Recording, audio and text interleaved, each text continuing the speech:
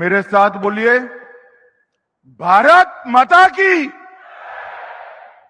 क्यों भाई, क्या हो गया है पुणे वालों की आवाज को? ऐसी आवाज नहीं चलेगी भाई। मेरे साथ दोनों हाथ उठाकर शिवाजी महाराज का जयकारा लगाएंगे। जय जय जय जय जय शिवाजी, जय जय जय जय जय भवानी। मंच पर उपस्थित महाराष्ट्र के लोकप्रिय और यशस्वी मुख्यमंत्री श्रीमान देवेंद्र फडणवीस जी, आज जिनको तिलक राष्ट्रीय पुरस्कार से सम्मानित कर रहे हैं, ऐसे अणिशुद्ध देशभक्त, जन्मजात देशभक्त श्रीमान अजीत डोभाल जी, महाराष्ट्र के उप मुख्यमंत्री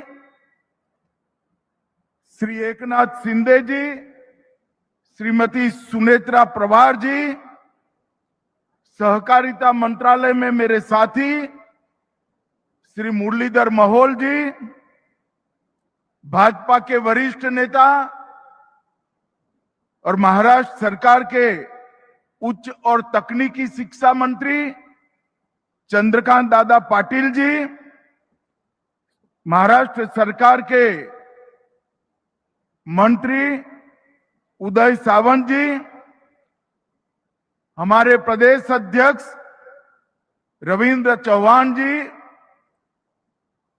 doctor Rohit Tilak ji, doctor Geetali Tilak ji, doctor Pranati Tilak ji, यहीं की विधायक और मंत्री महाराष्ट्र सरकार में माधुरीताई मिसाल जी, और आज इस सभागार में अजीत जी के सम्मान में एकत्रित आए हुए पुणे के सभी भाइयों बहनों को मेरा राम राम नमस्कार। मित्रों, आज महान देशभक्त, महान स्वतंत्रता सेनानी, दूरदृष्टा और एक प्रखर पत्रकार लोकमान्य बाल गंगाधर तिलक जी की 106वीं पुण्यतिथि है। मैं बड़े मन से तिलक महाराज के जीवन को, उनके सिद्धांतों को और देश की आजादी और देश का रास्ता प्रशस्त करने के लिए उनके योगदान को मनपूर्वक प्रणाम कर स्मरण करता हूं। आज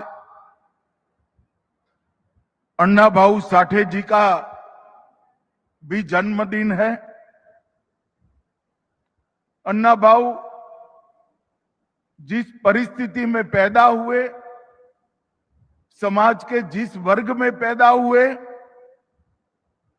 मातंग समाज से पैदा होकर बहुत अल्प काल का शिक्षा प्राप्त कर अपने आप, कोई व्यक्ति कैसे अपने आप को शिक्षित करता है, इसका अगर पूरे भारत में उदाहरण ढूंढना है तो अन्ना भाऊ साठे जी एकमात्र उदाहरण है।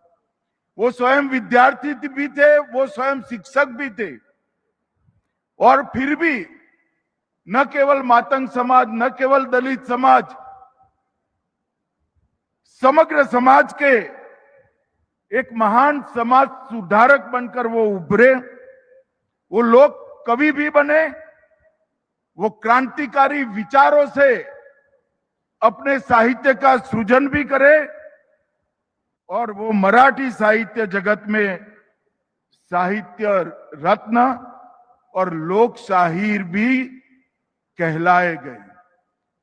जब अन्ना भाऊ के जीवन को समझते हैं तब मालूम पड़ता है कि पूरे जीवन में जो बच्चा सिर्फ 1.5 डेढ़ दिन ही स्कूल में जा पाया, उसने अपने आप को विद्यार्थी और शिक्षक दोनों बनाकर समाज में इतना बड़ा योगदान दिया। साठे जी को भी मैं मनपूर्वक प्रणाम करता हूं। भाइयों बहनों, आज तिलक महाराज की पुण्यतिथि है। कोई एक व्यक्ति के जीवन पर जब पुस्तक लिखना होता है तो उसके बहुत सारे चैप्टर होते हैं, प्रकरण होते हैं। उनके जीवन में उन्होंने जिस जिस विषय पर योगदान दिया है, जो जो घटनाएं घटी हैं, वो चैप्टर में रेखांकित की जाती हैं। मगर तिलक महाराज पर अगर पुस्तक लिखना है तो चैप्टरों से ही पूरा पुस्तक भर जाएगा। इतना बड़ा योगदान तिलक महाराज का भारत के स्वातंत्र संग्राम में। तिलक महाराज स्वातंत्र संग्राम को एक नई दिशा में, एक नया अर्थ देने के लिए उन्होंने एक महान उद्घोषणा की, स्वराज मेरा जन्मसिद्ध अधिकार है। इस देश की जनता को स्वराज कोई दे नहीं सकता। इस देश की जनता का यह अधिकार है और उसको हम प्राप्त कर रहेंगे। पुनेरी पगड़ी पहनकर जब वो गौरव के साथ वो बात बोले होंगे, मैं कई बार आंख बंद कर सोचता हूं कैसा दैदीप्यमान वो पल होगा जब उन्होंने अमर वाक्य घोषित किया होगा। यही भूमि से शिवाजी महाराज ने स्वराज की घोषणा की थी। उस वक्त उन्होंने कहा था, स्वराज मतलब शासन नहीं, सिर्फ शासन नहीं, स्वराज मतलब हमारा शासन, हमारी भाषा, हमारी संस्कृति और हमारा धर्म, ये जब प्रस्तापित होता है तभी पूर्ण स्वराज की प्राप्ति होती है। और तिलक महाराज ने भी अपने जीवन में स्वराज के आंदोलन के साथ, स्वतंत्रता के आंदोलन के साथ जनता को जोड़ने का काम किया। और उन्होंने स्वतंत्रता आंदोलन में एक नए प्रकार के राष्ट्रवाद का जन्म दिया, सांस्कृतिक राष्ट्रवाद का। राष्ट्रवादी कई लोग हुए, मगर तिलक महाराज ने जब गणपति उत्सव और शिवाजी महोत्सव शुरू किया, उन्होंने राष्ट्रवाद को देखते देखते सांस्कृतिक राष्ट्रवाद में बदलने का काम किया। उन्होंने आने वाले दिनों में देश के चलने की दिशा भी तय कर दी और कहा कि ये देश जब भी आजाद होगा इस रास्ते पर चलेगा। और वो व्यक्ति की दूरंदेशी देखिए, आज देश सांस्कृतिक राष्ट्रवाद के रास्ते पर चल गया है, चल पड़ा है। अब उसको कोई वापिस नहीं ला सकता। देश यही रास्ते पे चलता रहे। तिलक महाराज एक शिक्षक के, शिक्षा में राष्ट्रीय शिक्षा के आग्रही थे, प्रखर पत्रकार थे। पत्रकार कितना निर्भीक हो सकता है, वो केसरी के तंत्री लेख देखकर ही कोई इसका अनुभव कर सकता है। और एक बहुत बड़े चिंतक के रूप में उन्होंने भारत की आत्मा की अभिव्यक्ति दुनिया के सामने करने का काम तिलक महाराज ने किया। करोड़ों लोगों के हृदय के अंदर स्वराज का मंत्र प्रज्वलित किया। एक युग पुरुष, एक महान शिक्षक, एक निर्भीक पत्रकार, चिंतक, कर्मयोगी, लोकमान्य बाल गंगाधर तिलक की जोड़ पूरे स्वतंत्रता संग्राम में किसी के साथ मेल नहीं खाती है। वो सबसे ऊपर।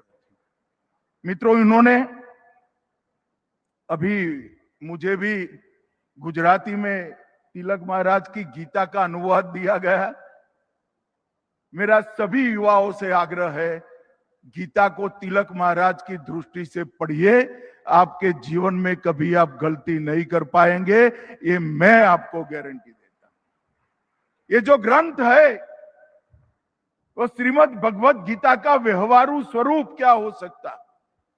एक आम आदमी, एक विद्यार्थी, एक युवा, एक किशोर, एक नागरिक भगवत गीता को कैसे जी सकता है, उसका व्यवहारू स्वरूप तिलक महाराज ने हम सब के सामने रखने का काम। उन्होंने उस जमाने में new English school, Deccan education society और फर्ग्यूसन कॉलेज तक की पूरी शिक्षा की चक्र की व्यवस्था पुणे में करने की व्यवस्था की। और उन्होंने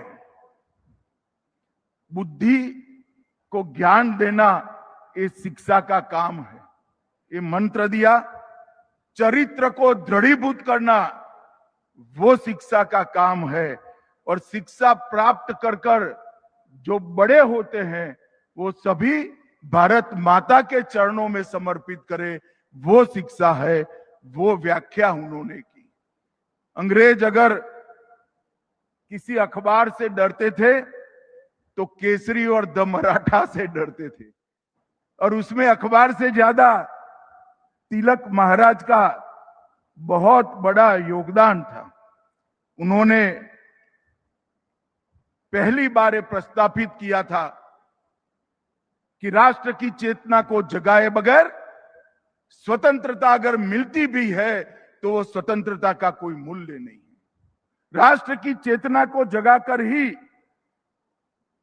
स्वतंत्रता प्राप्त करनी चाहिए। दूसरा उन्होंने कहा था, संगठन के बगैर, जनशक्ति के बगैर राष्ट्र शक्ति कभी निर्मित नहीं हो सकती। और उन्होंने कई प्रकार के उत्सवों के माध्यम से न केवल महाराष्ट्र, देश भर की जनता को संगठित करने का काम किया। आत्मनिर्भरता, अनुशासन और उत्तरदायित्व को भी, कर्तव्यों को भी, इनके स्वराज पर के जितने भाषण हुए हैं उसको पढ़ोगे तो मालूम पड़ेगा कि आत्मनिर्भरता वो भी स्वराज का हिस्सा है, अनुशासन, डिसिप्लिन वो भी समाज का हिस्सा है, स्वराज का हिस्सा है, और कर्तव्य भाव देश के प्रति, हमारे संविधान के प्रति, वो भी स्वराज का हिस्सा है। मैं मानता हूं कि एक ही व्यक्ति ने अपने एक जीवन में इतने सारे काम किए कि जब तिलक महाराज का देह शांत हुआ, महात्मा गांधी को भी कहना पड़ा ये लोकमान्य थे, लोगों में सबसे लोकप्रिय तिलक महाराज थे। और ये बात हम सब के लिए बहुत अकूट प्रेरणा का स्रोत है। उनका जीवन, उनका कवन, जो बोले हैं, जो लिखा है, वो आज के युवा और किशोरों के लिए प्रेरणा स्रोत है। मैं सभी को मन पूर्वक अपील करना चाहता हूं, तिलक महाराज को पढ़िए, आपको मालूम पड़ेगा कि तिलक महाराज का लेखनी कभी कालबाह्य नहीं होगा, ये एटर्नल है, हमेशा देश का मार्गदर्शन करता रहेगा। मित्रों, आज मैं लोकमान्य तिलक राष्ट्रीय पुरस्कार अभी अभी श्रीमान अजीत डोभाल जी को दिया गया, वो देने के लिए आया हूं। मैं तिलक स्मारक ट्रस्ट का हृदय से धन्यवाद देना चाहता हूं कि अजीत डोभाल जी को पुरस्कार देने के लिए उन्होंने मुझे बुलाया और मुझे ये मौका मिला। मित्रों, हमारे समाज जीवन में पुरस्कार को तमका मानते हैं। पुरस्कार तमका नहीं है। पुरस्कार एक लोगों को प्रेरणा देने का और लोगों के, बड़े लोगों के काम को एक्नॉलेज करने की एक पद्धति है। कोई व्यक्ति जब समाज के किसी भी क्षेत्र में बहुत बड़ा काम करता है तब वो व्यक्ति नहीं रह जाता है, वो इससे आगे कई गुना आगे निकल जाता है। और समाज का दायित्व है, उत्तरदायित्व है कि ऐसी व्यक्तियों का सम्मान करना। ऐसी व्यक्तियों का जब सम्मान होता है तब समाज के कृतज्ञ भाव का तो एक प्रकार से निर्वहन होता ही है, क्योंकि जिन्होंने पूरा जीवन समाज के लिए दिया उनको पुरस्कृत करना वो समाज का उत्तरदायित्व है। परंतु इसके साथ साथ ऐसे व्यक्तित्व के तरह जीने का भी कई सारे लोगों को प्रेरणा मिलता है जो ये परंपरा को निरंतर बनता है। और मैं मानता हूं कि आज तिलक पुरस्कार जो अजीत डोभाल जी ने को मिला है, इस देश के लिए जीने वाले, इस देश के लिए काम करने वाले हर क्षेत्र के नागरिकों के लिए ये बहुत बड़ा प्रेरणा का स्थान बनेगा। इसमें मेरे मन में कोई संशय नहीं है। मैं फिर से एक बार अजीत जी को पुरस्कार देने के लिए और पुरस्कार देने के लिए मुझे बुलाने के लिए तिलक स्मारक ट्रस्ट का हृदयपूर्वक धन्यवाद करना चाहता हूं। मित्रों, मैं गुजरात में गृह मंत्री था, तब से अजीत डोभाल जी को जानता हूं। हमारे यहां एक सीरियल बॉम्ब ब्लास्ट हुआ था, मेरा अजीत जी से कोई परिचय नहीं था। मुझे नरेंद्र मोदी जी ने, उस वक्त गुजरात के मुख्यमंत्री थे, उन्होंने कहा था कि सिर्फ ये बॉम्ब ब्लास्ट नहीं, बॉम्ब ब्लास्ट के पीछे जो लोग हैं और देश भर में जितने बॉम्ब ब्लास्ट हुए हैं उसकी जांच गुजरात पुलिस ने करनी चाहिए और आप अजीत डोभाल जी को बुलाइए और उनके साथ, आपके अफसरों के साथ बैठकर चर्चा करिए। मुझे याद है मेरे घर पर अजीत जी आए थे, दोपहर का वक्त था और उन्होंने जो टिप्स दी थी इसका परिणाम ये था कि न केवल अहमदाबाद बॉम्ब ब्लास्ट, देश भर के 13 बॉम्ब ब्लास्ट एक साथ गुजरात पुलिस ने रिजॉल्व किए थे। ये बहुत बड़ी उपलब्धि। जब मोदी जी 2014 में प्रधानमंत्री बने, उन्होंने सबसे पहला अपॉइंटमेंट प्रधानमंत्री के नाते किया था, तो प्रिंसिपल सेक्रेटरी का नहीं किया था, अजीत डोभाल जी के एनएसए के रूप में चयन करने का काम। और मोदी जी के कालखंड का जब भी इतिहास लिखा जाएगा, आंतरिक सुरक्षा और बाहरी सुरक्षा की कोई मीमांसा करेगा तो स्पष्ट रूप से अजीत डोभाल जी के लिए उसको एक स्वर्णिम पृष्ठ रिजर्व रखना पड़ेगा, इसमें किसी को संशय नहीं। मोदी जी गुजरात में थे तब से चर्चा करते थे कि देश की विदेश नीति में रीढ़ की हड्डी का अभाव दिखाई पड़ता है। जब वो प्रधानमंत्री बने, मैंने पहले पार्टी के अध्यक्ष के रूप में और इनके कैबिनेट के साथी के रूप में बारीकी से देखा है। आज भारत की विदेश नीति रीढ़ की हड्डी वाली विदेश नीति बनी है, इसमें कोई डिनाई नहीं कर सकता। हमने सम्मान के साथ दुनिया में हमारा स्थान मजबूत किया है और मोदी सरकार ने ये जो अचीव किया है उसमें भी अजीत डोभाल जी का बहुत बड़ा योगदान है। मित्रों, एक युवा अधिकारी गढ़वाल से आकर 72 में 68 में आईपीएस बनता है। शुरुआती करियर में ही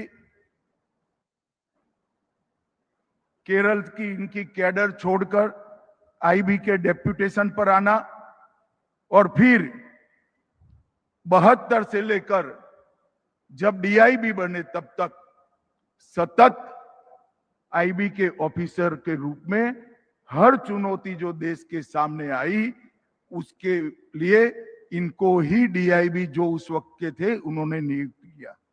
पूर्वोत्तर, सिक्किम, जम्मू कश्मीर, पंजाब, पाकिस्तान में रहकर कई जगह पे इन्होंने एक अद्भुत योगदान देने का काम किया है, जिसका चित्रांकन और जिसका मूल्यांकन संभव ही नहीं। क्योंकि आईबी के जो अफसर करते हैं, जो उनकी ड्यूटी निभाते हैं, वो कभी पूर्ण रूप से घोषित नहीं होती। पाकिस्तान में भी अजीत डोभाल जी ने 6 साल तक काम किया और बड़े क्रूशियल समय में काम किया। उसके बाद आईबी में उनको ऑपरेशन विंग में नियुक्त किया गया और मैं गृह मंत्री के नाते कह सकता हूं, मल्टी एजेंसी सेंटर देश की आंतरिक सुरक्षा की रीढ़ की हड्डी आज बना है। मोदी जी के आने के बाद 19 के बाद हमने उसको पूरी तरह से पुनर्जीवित भी किया है और एक नया अवतार भी आज के समय के रूप में लाए हैं। परंतु मैक के स्थापक अध्यक्ष अगर कोई था तो अजीत डोभाल जी थे। उन्होंने ही मैक की नींव, मजबूत नींव रखने का काम किया। 2004 में डीआईबी बने और डीआईबी बनने के बाद 2005 में वो सेवानिवृत्त हुए। मित्रों, उसके बाद भी विवेकानंद इंटरनेशनल फाउंडेशन के माध्यम से भारत की विदेश नीति, भारत की आंतरिक सुरक्षा और भारत की बाहरी सुरक्षा ये सुनिश्चित करने के लिए लगातार वो अनेक सालों तक काम कर रहे। 2005 से 14 का विवेकानंद इंटरनेशनल फाउंडेशन के अध्यक्ष के रूप में उनका कार्यकाल और वहां पर जो चिंताएं की गई, चर्चाएं की गई, जो निष्कर्ष पर पहुंचा गया, वो निष्कर्ष सारा रिजोल्यूशन में और किताबों में बंद था। मगर 2014 में जब नरेंद्र मोदी जी प्रधानमंत्री बने, अजीत डोभाल जी को उन्होंने एनएसए बनाया और जो भी मंथन हुआ था उसको जमीन पर उतारने का काम कर। अजीत डोभाल जी को हम एनएसए के रूप में जानते हैं, मगर हम नहीं जानते क्योंकि ऐसी चीजों का प्रचार नहीं होता है। मगर आज मौका भी है, दस्तूर भी है। अजीत डोभाल जी देश के सबसे लंबे कार्यकाल तक एनएसए रहने का सम्मान भी श्री अजीत डोभाल को जाता है। और उन्होंने अनेक दृष्टि से भारत की सेना को आधुनिक बनाना, समसामयिक परिवर्तन करना, सेना के अंदर टेक्नोलॉजी और वीरता दोनों का एक अद्भुत फाइन ट्यूनिंग करना,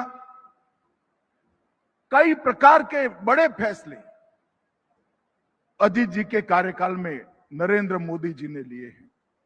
और नरेंद्र मोदी जी के फैसलों के पीछे डोभाल जी का बहुत लंबा अनुभव सिद्ध सलाह भी होता था।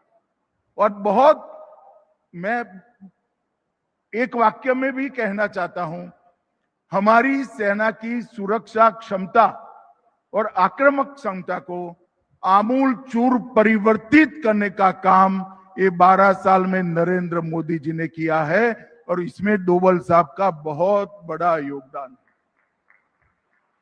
इसलिए जब मुझे ट्रस्ट का फोन आया कि श्री अजीत डोभाल जी को हमारी कमेटी ने इस वर्ष के तिलक पुरस्कार के लिए चयन किया है, अगर आप आ सकते हैं तो हमें अच्छा लगेगा। मैं कहूँ आपको तो अच्छा लगेगा नहीं लगेगा मुझे मालूम नहीं है, मगर डोभाल साहब को पुरस्कार देते हुए मुझे बहुत अच्छा लगेगा, मैं जरूर आऊंगा। और मित्रों, आज हमने इस सभागार में बैठकर तिलक महाराज की भूमि पर, शिवाजी महाराज की भूमि पर, पेशवाओं की भूमि पर हमने एक बहुत स्तुत्य काम किया है। एक अणिशुद्ध देशभक्त, एक जन्मजात देशभक्त का सम्मान करने का मैं ईश्वर को प्रार्थना करता हूं और देश भर के कई लोग करते हैं कि अजीत डोभाल जी शतायु हो और लंबे समय पर तक पूर्ण स्वास्थ्य के साथ अपना योगदान देश की सुरक्षा के लिए देते रहे। और मैं फिर से एक बार तिलक स्मारक ट्रस्ट को भी बहुत बहुत धन्यवाद करना चाहता हूं कि इन्होंने एक बहुत स्तुत्य काम किया है कि अजीत डोभाल जी को महान तिलक स्मारक से अवार्ड से आपने पुरस्कृत किया है। इसके लिए हम सब आपका धन्यवाद करते हैं। मेरी बात यहीं समाप्त करता हूं। वंदे मातरम। संस्कृत में एक वचन है,